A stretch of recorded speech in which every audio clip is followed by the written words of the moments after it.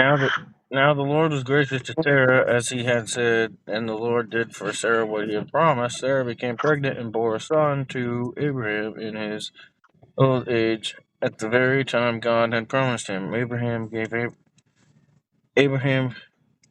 gave the name Isaac to the son Sarah bore him. When his son Isaac was 8 days old, Abraham circumcised him, as God commanded him. Abraham was 100 years old when his son Isaac was born to him. Sarah said, God has brought me laughter. He brought the butter. So Hi, honey. here you go, darling. Make sure you sign out. Oh, that's what I was doing. Oh,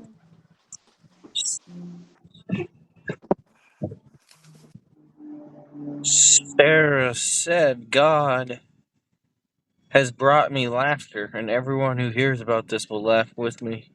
And she added, who would have said to Abraham that Sarah would nurse children? Yet I have borne him a son in his old age.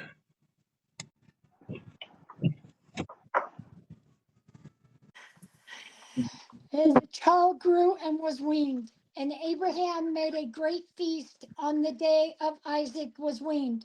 But Sarah saw the son of Hagar, the Egyptian, whom she had borne to Abraham, laughing. So she said to Abraham, cast out these slave women with her son, for the son of this slave woman shall not be heir with my son Isaac. And the thing was very displeasing to Abraham on account of his son. But God said to Abraham, be not displeased because of the boy and because of your slave woman. Whatever Sarah says to you, do as she tells you, for though Isaac shall your offspring be named. And I will make a notion of the son of the slave woman also, because he is your offspring. So Abraham rose early in the morning and took bread and a skin of water and gave it to Hagar, putting it on her shoulder, along with the child, and sent her away. She departed and wandered in the wilderness of Beersheba. When the water in the skin was gone, she put the child under one of the bushes, and then she went and sat down opposite him a good way off, about the distance of a bow shot. For she said, let me not look on the death of the child. And as she sat opposite him, she lifted up her voice and wept.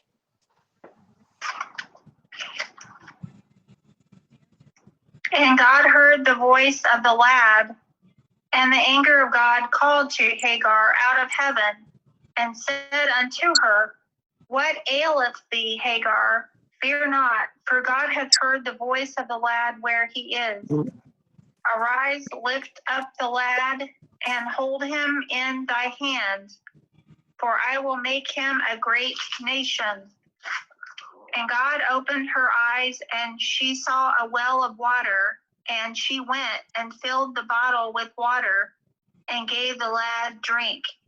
And God was with the lad, and he grew, and dwelt in the wilderness, and became an archer. And he dwelt in the wilderness of Paran, and his mother took him a wife out of the land of Egypt. At that time, Abimelech and Phicol, the commander of his forces, said to Abraham, God is with you in everything you do. Now swear to me here before God that you will not deal falsely with me or my children or my descendants. Show to me the country where you now reside as a foreigner, the same kindness I have shown you. Abraham said, I swear it.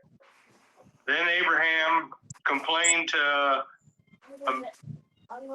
Abimelech about the well of water that Abimelech's servants had seized. But Abimelech said, I don't know who has done this, you did not tell me, and I heard about it only today. We're gonna make Rice Krispies. I gotta.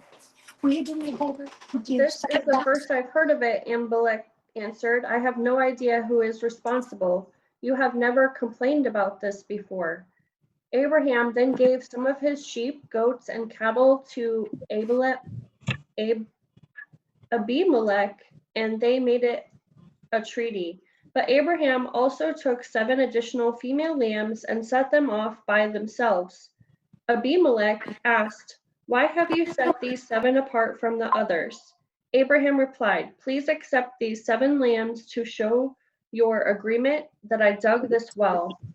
Then he named the place Beersheba, which means well of the oath, because that was where they had sworn the oath.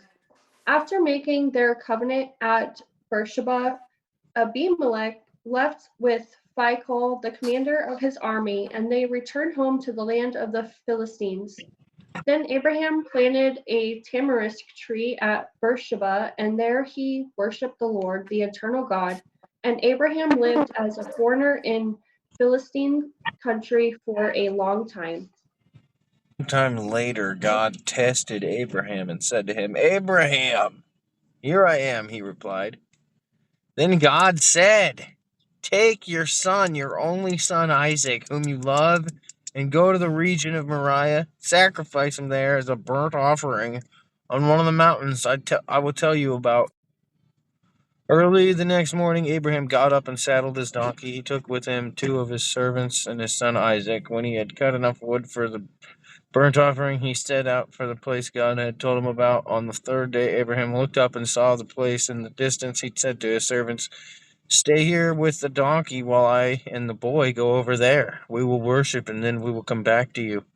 Abraham took the wood for the burnt offering and placed it on his son Isaac, as he himself carried the fire and the knife. As the 2 of them went on together, Isaac spoke up and said to his father Abraham, "Father." "Yes, my son," Abraham replied. "The fire and the wood are here," Isaac said. "But where is the lamb for the burnt offering?"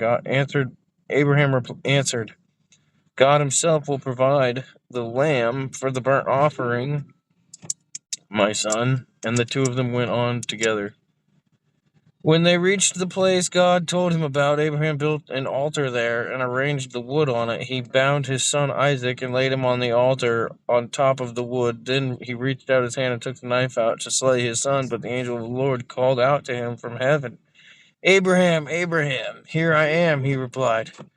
"Do not lay a hand on the boy," he said. "Do not do anything to him. Now I know that you fear God, because you have not withheld from me your son, your only son." Abraham looked up, and there in the thicket he saw a ram caught by its horns. He went over and took the ram and sacrificed it as a burnt offering instead of his son. So Abraham called that place, "The Lord will provide," and to this day it is said, "On the mountain of the Lord it will be provided." Then the angel of the Lord called again to Abraham from heaven. "This is what the Lord says, because you have obeyed me and have not withheld even your son, your only son, I swear by my own name that I will certainly bless you. I will multiply your descendants beyond number, like the stars in the sky and the sand on the seashore. Your descendants will conquer the cities of their enemies. And through your descendants, all the nations of the earth will be blessed, all because you have obeyed me." Then they returned to the servants and traveled back to Beersheba, where Abraham continued to live. Soon after this, Abraham heard that Milcah, his brother Nahor's wife, had borne Nahor 8 sons. The oldest was named Uz. The next oldest was Buz, followed by Kemuel, the ancestor of the Arameans, Kesed, Hazo, Pildash, Jidlaph, and Bethuel. Bethuel became the father of Rebekah. In addition to these 8 sons from Milcah, Nahor had 4 other children from his concubine Reumah. Their names were Tebah, Gaham, Tahash, and Maacah.